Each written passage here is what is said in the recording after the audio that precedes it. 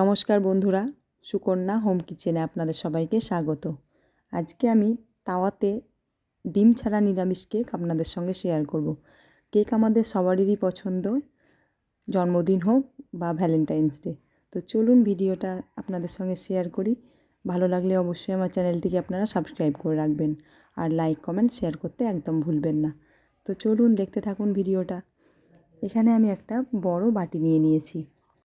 বাটির ওপরে আমি একটা বড় ছাকনা দিয়ে নিচ্ছি। ছাকনা দিয়ে একটা বড় সাইজের বাটির মাপে এক বাটি ময়দা দিয়ে নিচ্ছি। ময়দাটা আমি খুব ভালোভাবে চেলে নিচ্ছি।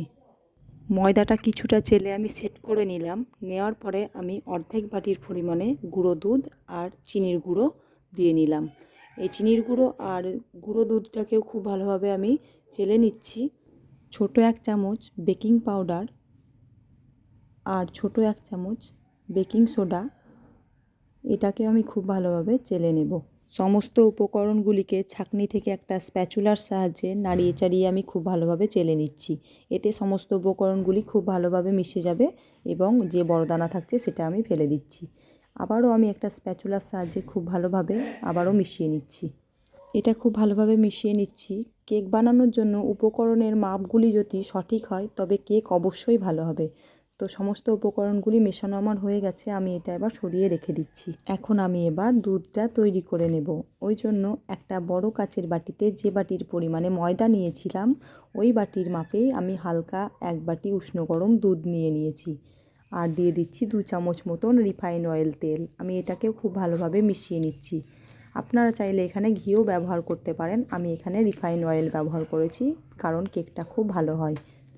তো এবারে আমি এখানে ভ্যানিলা এসেন্স দিয়ে দিচ্ছি 8 থেকে 10 ফোঁটা মতন। এটাকেও আমি খুব ভালোভাবে মিশিয়ে নিচ্ছি। কেক বানানোর জন্য ভ্যানিলাটা দেওয়াটা কিন্তু একদমই মাস্ট। তো এখানে আমার দুধটা রেডি হয়ে গেছে, আমি এবার ব্যাটারের দিকে চলে যাচ্ছি। যে দুধটা আমি রেডি করলাম সেটাই আমি অল্প দিয়ে নিচ্ছি। তো এখানে আমি অল্প অল্প করে দুধ দেব আর আমি একটা স্প্যাচুলার সাহায্যে খুব ভালোভাবে ব্যাটারটা তৈরি করে নেব। ব্যাটারটা কিন্তু খুব ভালোভাবে তৈরি করে নিতে হবে। ব্যাটারটা যত সুন্দর হবে কেকটাও ঠিক ততটাই সুন্দর হবে। তো ব্যাটারটা আমি খুব ভালোভাবে মিশিয়ে নিচ্ছি। তো ভালোভাবে মেশানো আমার অনেকটাই হয়ে গেছে। এবার বাকি যে দুধটা ছিল সেটাও আমি দিয়ে নিচ্ছি। দিয়ে নিয়ে আবারও খুব ভালোভাবে মিশিয়ে নিচ্ছি। কেক বানানোর জন্যে উপকরণের মাপ যদি সঠিক হয় তাহলে কেক অবশ্যই ভালো হবে। তো এখানে আমার ব্যাটারটা একদম রেডি হয়ে গেছে। দেখুন ঘনত্বটা ঠিক এরকম হবে। আমি একবার দেখিয়ে দিলাম আপনাদেরকে। তো এখানে আমি এবার কিছু ড্রাই ফ্রুট ব্যবহার করব।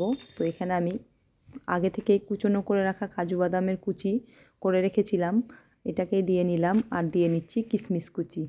তো এটাকে আমি আবারও খুব ভালোভাবে মিশিয়ে নেব।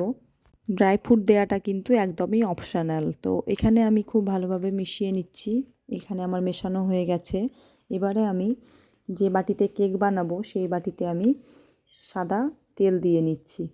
এখানে আমি 1 চামচ মতন তেল ব্যবহার করছি। একটা তেল ব্রাশের সাহায্যে আমি খুব ভালোভাবে ভেতরটাতে তেল লাগিয়ে নিচ্ছি। তো এখানে আমার তেলটা দেয়া হয়ে গেছে। এবারে আমি কিছুটা ময়দা ওপর থেকে ছড়িয়ে দিচ্ছি। তো ময়দাটা খুব ভালোভাবে পুরো ভেতরের গাটায় লাগিয়ে নিতে হবে, তাহলে কি হবে কেকটা ধরে যাওয়ার ভয় থাকবে না। তো এখানে আমার ময়দাটা আমি দিয়ে নিচ্ছি পুরো ভেতরটাতে।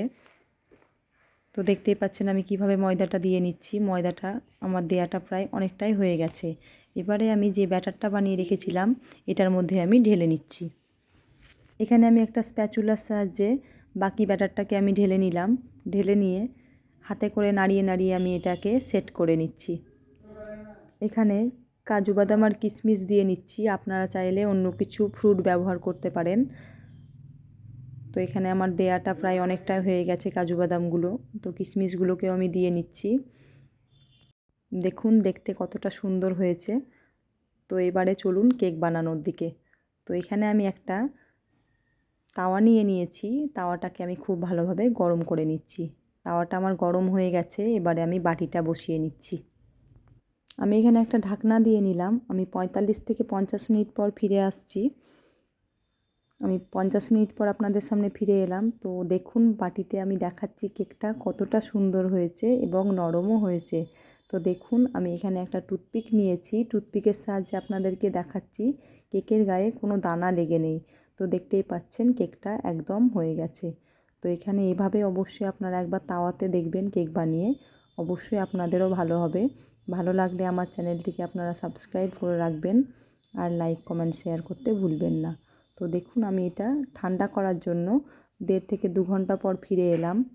কেকটা একদম ঠান্ডা হয়ে গেছে। তো দেখুন কতটা সুন্দর হয়েছে, কেকটা খুব নরমও হয়েছে। তো এইভাবে অবশ্যই আপনারা একবার বাড়িতে বানিয়ে দেখবেন, আপনাদেরও ভালো লাগবে।